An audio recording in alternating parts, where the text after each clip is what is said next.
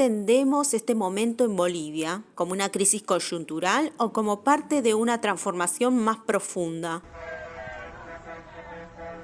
Nos adentramos en una lectura que va más allá de los conflictos en las calles. Lo que emerge es algo más estructural, la irrupción de los pueblos indígenas como sujetos políticos que ya no solo demandan, sino que interpelan el sentido común del Estado, el desarrollo y la democracia. Lo que está en juego es un modelo de país, entre la persistencia de un esquema extractivista que convierte territorios en zona de sacrificio y la construcción de otros horizontes basados en la autodeterminación y la participación real. Una conversación que no solo describe una crisis, sino que abre una disputa por el futuro del Estado plurinacional. Es bueno analizar el escenario nacional. Un escenario nacional que desde el gobierno y desde muchos académicos no quieren tener una lectura real. La crisis que está atravesando Bolivia no es solo una crisis estructural de un modelo que ya se ha acabado, no solo es una crisis de gobernabilidad, sino es una crisis también de visión de las formas de desarrollo y cómo lo incluyes a los pueblos indígenas que permanentemente han estado excluidos de la toma de decisiones. Ese es un elemento central. Entonces, no hay una lectura, no solo del gobierno, sino de muchas instancias académicas, de que los pueblos indígenas son sujetos políticos, que tienen constitucionalizado los derechos colectivos, ¿no? En el marco de su libre determinación. Es decir, el derecho de decidir su propio desarrollo en sus comunidades.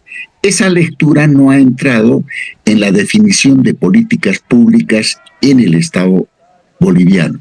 Entonces, una de las crisis fundamentalmente es que Bolivia en su nacimiento siempre fue racista, no inclusivo, ha subalternizado a las organizaciones indígenas, calificándolos de movimientos sociales en algunos, atraéndolos bajo una forma clientelar de darles espacios de poder. Esa forma en este momento está también en crisis.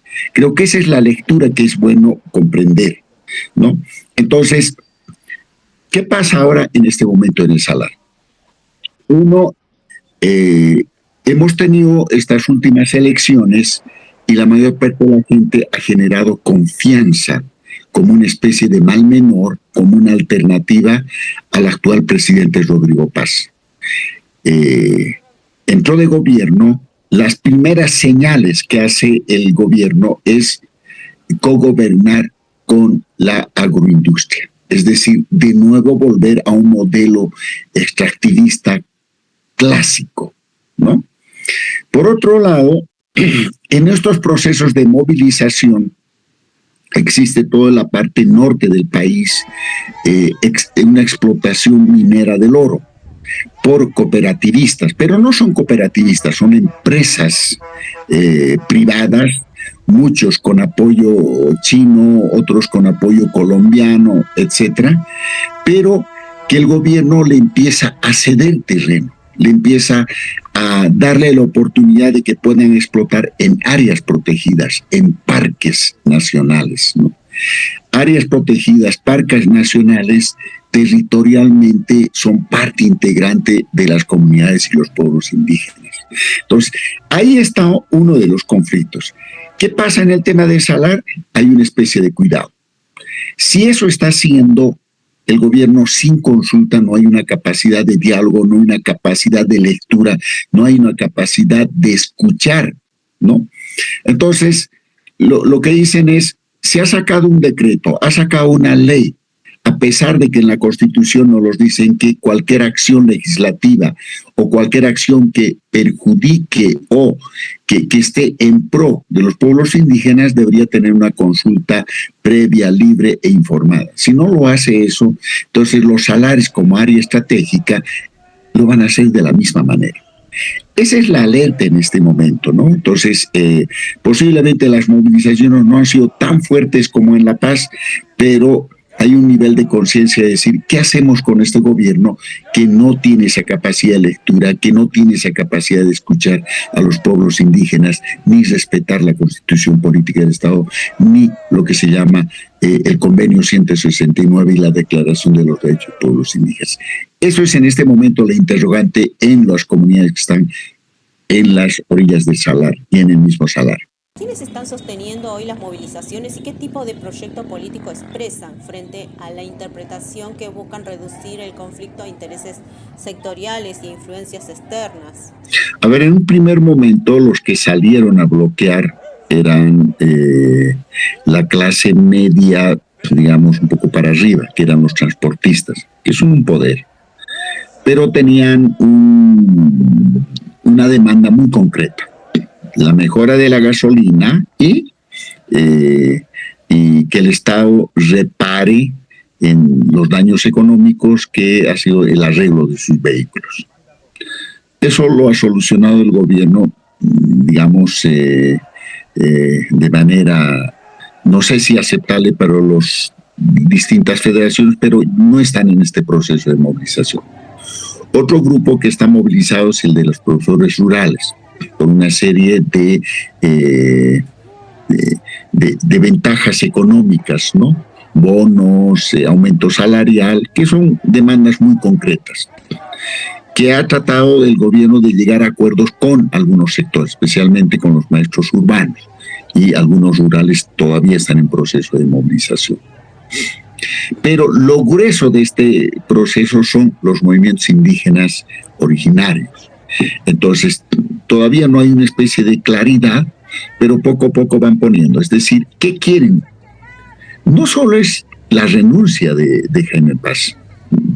Rodrigo Paz, es en su mente esa Bolivia que no es tomada en cuenta, esa Bolivia que ellos representan, debe ser parte integrante de este nuevo modelo de desarrollo.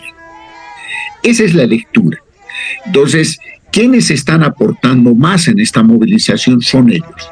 Ahora, ¿cuál es la visión de algunos académicos, algunos medios de comunicación y la prensa, indicando que detrás de esta movilización está el narcotráfico, está Evo Morales, ¿no? Un poco para desacreditar. Entonces, cuando empiezan a tener los primeros detenidos, ¿con qué los encuentran? Con dineros o con cachorros de dinamita. Ahora, no sé si eso será real, no será real, porque cuando yo era dirigente y estaba en esos dos procesos, el policía te lo ponía pues en tu mochila, ¿no? Entonces, cuando te arrestaban y en la mochila tú aparecías con algunos, o con piedras o con dinamita, cuando tú en realidad no lo hacías. Podría ser eso, o como también puede ser real. Entonces, ¿quién en este momento con una visión a largo plazo, en mi opinión, son los movimientos que están liderizados por las organizaciones indígenas campesinas, ¿no? Son cambios estructurales que ellos plantean. Ahora, la clase media, la gente que trabaja, tanto fabriles como en distintas instancias en las ciudades, no están movilizadas, ¿no? Pero está generando un nivel de descontento por el actual gobierno, por la poca capacidad de respuesta que está teniendo. Hay comentarios muy certeros cuando dicen esta movilización que empezó con los campesinos del Oriente para la anulación de la ley 1720, si sabían que iban a abrogarlo, ¿por qué no lo han ido a esperar después de los 2 días de marcha y dialogar? ¿Por qué han tenido que esperar hasta La Paz, ¿no? Y cuando empezaron los otros sectores a aprovechar ese proceso y generar fortaleza en su movilización. Entonces, ese nivel de descontento ha generado. Segundo, decir, si tanto ustedes critican que es el MAS, que es el Evo, etcétera, ¿por qué no lo arrestan al Evo? ¿Por qué no empiezan a cumplir con lo que ustedes están planteando, ¿no? De que tiene un proceso penal, etcétera? Entonces, ¿qué pasa? ¿Hay acuerdo interno de el gobierno con ellos? interrogantes que están saliendo, ¿no? Las demandas un poco se han sectorializado, ¿no? Los maestros piden aumento salarial, una jubilación al 100%. Los choferes, la mejora de la gasolina y el tema del pago de los daños a sus movilidades, ¿no? El tema de los campesinos, especialmente el oriente, el tema de la mercantilización de sus tierras y quedarnos sin tierra. Pero nació un tema emergente, y creo que eso es lo que tal vez no se está dando mucho valor. Es decir, los pueblos y las comunidades indígenas, hay que decirles al gobierno y a todos, ya no es lo mismo de antes. Hay constitución de sujetos políticos que quieren participar en el diseño de este Estado plurinacional. Ahí es donde no podemos encontrarnos. Esa es la parte más complicada, ¿no? No es una demanda sectorial, no es una demanda de querer cargos, sino es una demanda de cómo hacemos un nuevo modelo de desarrollo, sin afectar, sin convertirnos a los territorios indígenas en zonas de sacrificio. Creo que ese es un mensaje que posiblemente no está todavía siendo hegemónico, pero esa es la emergencia como lección aprendida, ¿no? Entonces, en las reuniones de las comunidades, en los niveles medios, esa es la preocupación. ¿Qué va a pasar con nuestra agua? ¿Qué va a pasar con nuestros lugares sagrados? ¿Qué va a pasar con nuestra producción? Eso tiene que ver mucho con la posesión de tu territorio y con la visión de tu desarrollo. Entonces, esa lectura no los tiene ni los gobiernos del nivel municipal, ni los gobiernos del nivel departamental, y menos del gobierno del nivel nacional. Y te lo voy a comentar bajo el siguiente criterio. Están elaborando un marco normativo nuevo para el sistema de planificación en el país, con el apoyo del PNUD, pero sin participación de los pueblos y comunidades indígenas. Entonces, si no tienes esa masa que en este momento está descontento en ese proceso de diálogo, entonces cualquier instrumento de desarrollo siempre va a tener ese déficit, esa debilidad de no participación de las comunidades y pueblos indígenas. Entonces, en esa instancia tienen que tener su voz. El diseño de políticas públicas, el diseño de ley que están queriendo hacer con el tema del litio, no hay participación de nosotros. Y nosotros estamos sacando una propuesta de ley de litio. Entonces, ¿qué vamos a encontrar? ¿Una visión nuestra con la visión de ellos? Si podemos generar acuerdos en ese proceso de formulación. Entonces, creo que esas lecturas no están visibles. Hay una buena predisposición de la dirigencia, de las comunidades, de las autoridades, de los nuevos liderazgos de pueblos indígenas en dialogar de igual a igual, de aportar de igual a igual. Entonces, si no se aprovecha esa oportunidad, esta crisis de polarización se va a profundizar, estas miradas raciales, ¿no? Se va a profundizar y las heridas van a ser mucho más fuertes. ¿Cómo se manifiesta el racismo en el tratamiento de las movilizaciones indígenas y de qué manera influye tanto en la deslegitimación del conflicto como en los procesos de autoidentificación y articulación política dentro de los propios pueblos? El tema del racismo siempre ha sido parte integrante. Cuando dices estos vándalos, estos mugrientos vienen y perjudican a la ciudad, estos terroristas, ¿no? O sea, una forma de desacreditar y con una lógica racial siempre ha existido. Y peor se ahonda en este tiempo de crisis. Cuando a veces la violencia es mucho más fuerte, es su propio hermano en que empieza a desacreditarlo. Es lo que ha pasado hace 4 días en La Paz. Hay una zona en el Alto que se llama la zona 16 de julio y todos los camiris, todos los aymaras residentes ahí son comerciantes. Y el perjudicarlo esto de manera violenta, entonces genera a veces un rechazo, ¿no? Pero también cuando hay mucha violencia de parte del Estado a las organizaciones indígenas, hay una especie de solidaridad de ellos y de apoyo también a su pueblo. Entonces, por eso digo que se está generando un germen, en mi opinión, hacia esa toma de decisiones, hacia la construcción de un nuevo modelo de desarrollo. Si el gobierno lo entiende, creo que puede llegar a pacificar también parte de esas aspiraciones de los pueblos indígenas originarios. ¿Cómo analizás la respuesta del gobierno frente a las movilizaciones y en qué medida ciertas decisiones y la falta de participación real en la toma de decisiones terminan profundizando el conflicto en lugar de resolverlo? Justamente eso creo que es el problema que tiene el gobierno.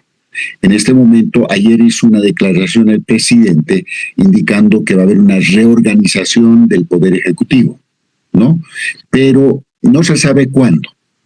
Hay una especie de llamado a un diálogo, pero al mismo tiempo también desacreditando a las organizaciones sociales, llamándolos estos vándalos, etcétera, ¿no? O sea, criterios. Y por otro lado, tipificándolo de que detrás de todas estas movilizaciones estaría Evo Morales. Es decir, ¿por dónde empiezan estos conflictos? Hay una ley que el gobierno aprueba, que es la ley 1720, donde a las pequeñas propiedades, ¿no?, le da una serie de cualidades, como sujeto de crédito, etc. Pero no solo es porque la gran industria puede acaparar terrenos, hay muchos palo blancos, como lo han demostrado algunas instituciones, no, sino vas quitando la capacidad de autogobierno de las comunidades. Todo el tema territorial lo maneja en términos de cohesión social, de equilibrio social, las autoridades comunales, ¿no? Entonces ahora no van a depender de esas autoridades locales. Ese es el primer cuestionamiento. ¿Qué pasa con los pueblos indígenas? ¿Qué pasa con nuestro autogobierno? ¿Qué pasa con nuestra libre determinación? Si no entiendes esa lectura, no vas a entender lo demás. Entendemos que sujetos, movimientos, activistas alrededor de Evo Morales están también en el camino, ¿no? Pero no puedes desacreditar todo ese proceso. Hay que indicar de que la capacidad organizativa de los pueblos indígenas y originarios intactas, que la capacidad de movilización de estas redes sociales que se han construido los pueblos indígenas, en mi opinión, aún están intactas. Aunque para muchos indican de que detrás de este proceso de movilización está el narcotráfico, están otro tipo de intereses. Pero la lectura es clara. Ayer, justo a una entrevista a una autoridad originaria le decían, ¿por qué estás marchando? Y la respuesta era clara, decía, en el tiempo de la colonia nosotros hemos sido esclavos, en el tiempo de la república hemos sido colonos, pero ahora hemos abierto los ojos, lo que nosotros tenemos que ser, nos tienen que identificar que somos un sujeto político con poder de decisión, y son ahora. Posiblemente los mecanismos de lucha todavía sean tradicionales, pero hay que entenderlos desde esa lógica, ¿no? A pesar de esto, sabemos que el flaco favor que le están haciendo a Evo Morales también es el gobierno, al tipificar, porque Evo Morales, en mi opinión, no tiene esta capacidad de poder movilizar a los movimientos sociales, especialmente aymara, ¿no? Evo Morales se ha afincado más en el Chapare, y el Chapare en este momento lo que ha hecho es una marcha que se ha colado, digamos, a este proceso de movilización del pueblo aymara. Ese es un elemento. Otro elemento es que hay que entender la falta de credibilidad que tiene este gobierno, ¿ah?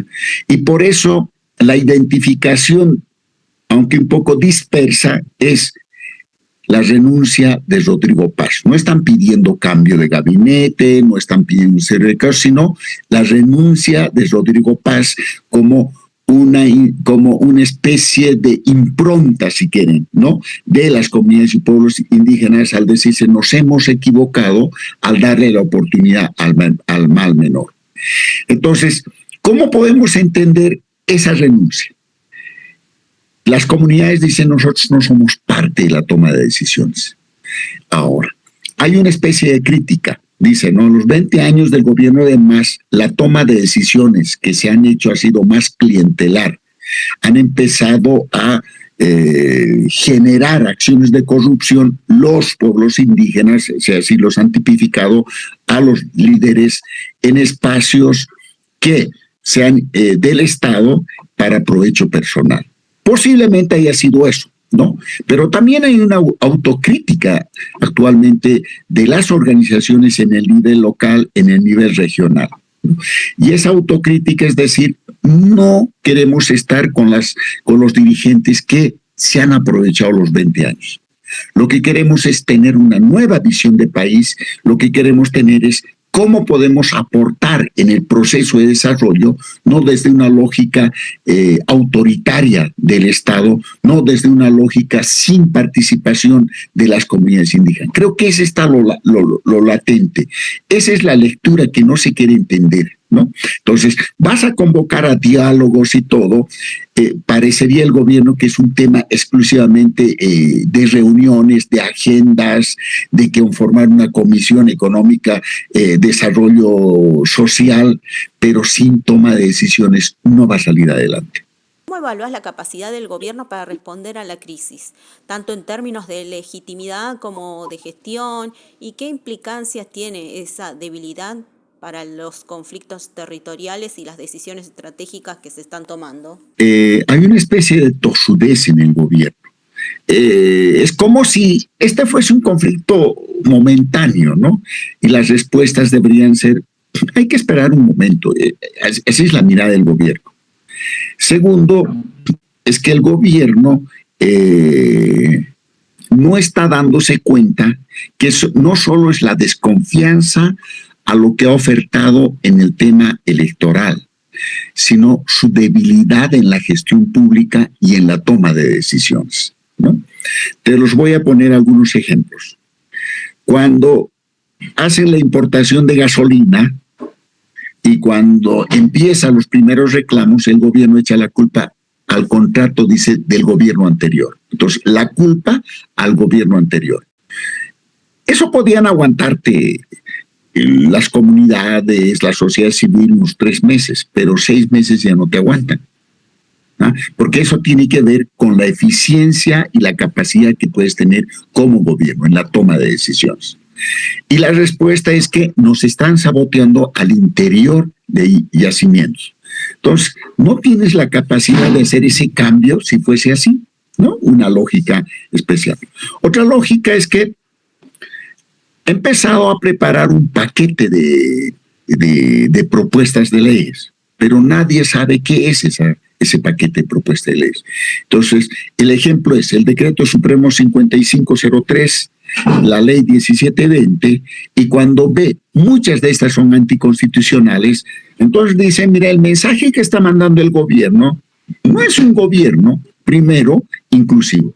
No es un gobierno que tiene eficiencia en la toma de decisiones y una serie de no clarificar temas del contrato de la compra de gasolina, de algunas maletas que llegó de los Estados Unidos, el accidente con dinero de un avión. Entonces, en no clarificar, entonces le pone también el tema de la transparencia. Todo ese tema es la desconfianza, no solo de las comunidades, no solo de los que están movilizados, sino también de los ciudadanos en las ciudades. Pero en las ciudades no pueden hacer ese tipo de movilización porque viven el día a día o son trabajadores, ¿no? Entonces, ese es ahorita el entorno que tiene el gobierno. ¿Qué tiene que hacer ahora el gobierno? Bueno, tiene que sincerarse, pues convocar un diálogo, pero que tenga esa capacidad de compartir decisiones, de compartir visiones, ¿eh?, de desarrollo. No sé cómo lo hará con el tema de de la libertad que les ha dado a las cooperativas mineras de explotación en territorio indígena. ¿Qué va a ser ahí? Ese es otro problema que en este momento se va a acumular y va a estallar en cualquier momento. Entonces, yo veo que un gobierno tan débil como esto no va a tener, en mi criterio, profundización en lo que él plantea, ¿no? Es decir, vamos a cambiar la matriz energética, el tema de la transición energética, el tema de una serie de modificaciones que está planteando. Con esta debilidad no creo que sea posible eso.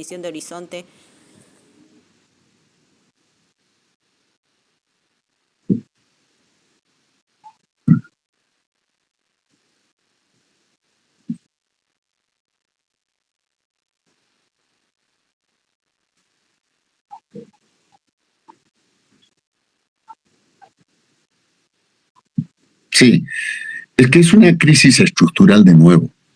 Es decir, a pesar de la crítica que podés hacer al gobierno del MAS de los 20 años, hay una especie de empoderamiento, hay una especie de generación de conciencia de los pueblos indígenas y también de muchos sectores que no son indígenas, de que hay un sujeto político vivito y con poder y con capacidad de movilización. ¿Cómo lo incorporamos? Ese es un tema estructural y es un cambio hasta del mapa mental. Los actuales ministros tienen otra vivencia, no tienen la vivencia actual en Bolivia. Entonces, su mirada está hace 20 o 25 años de atrás, ¿no? Es decir, que el poder tiene instrumentos coercitivos y los puedes manejar. ¿Ah? Entonces, esa mirada es en este momento también una crisis de lectura, es una crisis estructural de cómo construir un nuevo Estado que vaya no con la queja de los 20 años, sino con la mirada puesta en inclusión a todos los sujetos. Entonces, ¿cómo vamos a superar eso? Eso creo que es la interrogante. Cada uno de los bolivianos tenemos que aportar en cada uno de estos. Cada uno de las organizaciones deberíamos aportar. Entonces, un diálogo mucho más amplio, que no debería ser como lo hicieron esta vez, un diálogo muy cerrado para la formulación del Plan General de Desarrollo Económico Social, sino ampliarse más y con toma de decisiones. Bueno, un modelo de país, cuando ves que la solución es hacer lo mismo, es decir, un modelo extractivista clásico, ¿no? Exportar materia prima y que las comunidades rurales, indígenas, sean zonas de sacrificio. Ese modelo ya ha entrado en crisis. ¿Por qué? Porque las comunidades ya no quieren ser zonas de sacrificio, ¿ah? Porque está normado, tienen derechos, se han convertido en un órgano también de poder de movilización. Por otro lado, ¿dónde puedes modificar la construcción de este nuevo modelo? En los tomadores de decisiones, es decir, en el gobierno. Entonces, si no participas en esos procesos, en esos instrumentos de toma de decisión, vas a tener ese sesgo, ¿no? Va a ser como hasta ahora. En este momento el gobierno tiene ese sesgo, está gobernando más para la agroindustria, para la gente que ve la oportunidad de negocio con el Estado, ¿no? Dándoles una serie de facilidades en el tema de impuestos, créditos, etcétera, y olvidándose de una masa que permanentemente requiere también ser parte integrante de esa toma de decisiones. Entonces, para mí es ser parte del gobierno, pero también incluir las visiones de desarrollo, esa cosmovisión que tiene de desarrollo. Por eso está complicado, por eso esta es una crisis estructural, ¿no? Veremos cómo se resuelve. Sí, muy fuerte. Sobre el cerco mediático, ¿qué papel están jugando los medios de comunicación y cómo influye tanto en la construcción de legitimidad del gobierno como en la percepción de las movilizaciones y los apoyos internacionales? Bien, siempre hay una alternativa en los medios de comunicación, que son las redes sociales. Entonces, hay medios de comunicación que son pro gobierno, que pueden ocultar y generar nuevas narrativas, pero contrastas con las noticias minuto a minuto que te generan las redes sociales. Entonces, es un poco complicado para los medios hegemónicos no mostrar la verdad, ¿no? Y también hay medios de comunicación que quieren transparentar estos temas. Ahora, el tema de las detenciones, bueno, sabemos porque también es una estrategia del gobierno para poder acercarse al diálogo, ¿no? Uno decir, bueno, ya dialogaremos, va a decir primero suelten a nuestros apresados, etcétera, y nos sentamos al diálogo. El gobierno puede decir, ya, pero ustedes también levanten el bloqueo, como ahora ha pedido, digamos, una zona así humanitaria, ¿no? Entonces, los movilizados han dicho que no, ¿no? Ese es el tema. Entonces, creemos que en este momento no ha sido muy fuerte, digamos, la respuesta del gobierno, a excepción de un día que ha complicado un poquito esa situación. El lunes, por ejemplo, para mí, mi opinión, tenía la oportunidad el gobierno de lanzar esa propuesta de diálogo. Lo ha lanzado muy tarde, ayer, ¿no? Y ese es un poco el temor, es decir, el gobierno está saliendo después de las oportunidades de un escenario que posiblemente pueda generar. Entonces, posiblemente los haga cansar, posiblemente, esa es una hipótesis, pero va a quedar marcado esto que les he comentado, es decir, los mensajes que ya han salido. Nosotros no somos parte de la toma de decisiones, nos están excluyendo y las siguientes movilizaciones pueden tener mucho más fuertes consecuencias. Entonces creo que el gobierno las tiene que pensar, ¿no? La otra es que el mensaje que tiene también los medios de comunicación que lanzaron es que hay una red de expresidentes y hay una red de presidentes de la misma línea que le estarían apoyando. Por ejemplo, han indicado de que el presidente argentino ha mandado armas o gases, etcétera, de defensa, ¿no? Será verdad, será mentira, pero ya es un mensaje que le está lanzando. El presidente de Colombia, Petro, ha instado a un diálogo y, claro, ha planteado también una especie de apoyo a Evo Morales y la reacción del gobierno es expulsar Colombia. De esa manera también lo ha hecho Colombia, es decir, estamos en esa mira y muchos dicen que el gobierno ha firmado un convenio muy secreto con los Estados Unidos sobre el tema de la explotación de litio y de tierras raras que existe acá. Entonces piensan que Estados Unidos en ningún momento lo va a dejar solo a este gobierno, entonces va a hacer todo lo posible para mantener. Entonces ahí es el comentario, por lo menos ese es el mensaje, por eso un poco la tranquilidad y la pausa que le ha tomado el actual gobierno, porque piensa que tiene ese respaldo internacional que en algún momento puede darle cierta continuidad en el gobierno, pero totalmente deslegitimado. ¿Cómo influye la falta de datos oficiales y la circulación de información no verificada en la comprensión del conflicto? Siempre en estos procesos de movilización, quien pone el mayor sacrificio son los pueblos indígenas. Puede ser en función de su legítima demanda o porque otros actores lo aprovechen, ¿no? Entonces, esa es una preocupación porque, por un lado, al interior de las organizaciones indígenas empiezan a radicalizarse las acciones, ¿no? Entonces, ese es una muerte siempre te genera algunas consecuencias muy negativas. Por un lado, el gobierno puede acrecentar más como una forma de temor a las movilizaciones y por otro lado una mayor radicalización también de las organizaciones. Te comento que en nuestra hubo bloqueo, pero no un bloqueo tan contundente como lo tenemos en el tema de la paz. Ahora hemos hecho un cuarto intermedio por el tema humanitario, ¿no? de pasar, pero es es un poco demostrarle al gobierno de que si el gobierno no empieza a hacer diálogos, nosotros también tenemos capacidad de movilización. No solo es La Paz, no solo es el Chapare, no solo es Potosí, también tenemos en los lugares que ellos llaman estratégicos capacidad de movilización. Entonces, ese mensaje está latente. Espero que el gobierno lo pueda leer, lo pueda escuchar. En el tema de detención yo creo que es mucho más. No es mucho más. Recién hoy han mostrado en Cochabamba, en la comunidad que estaban bloqueando la salida de Cochabamba, 12 detenidos más, ¿no?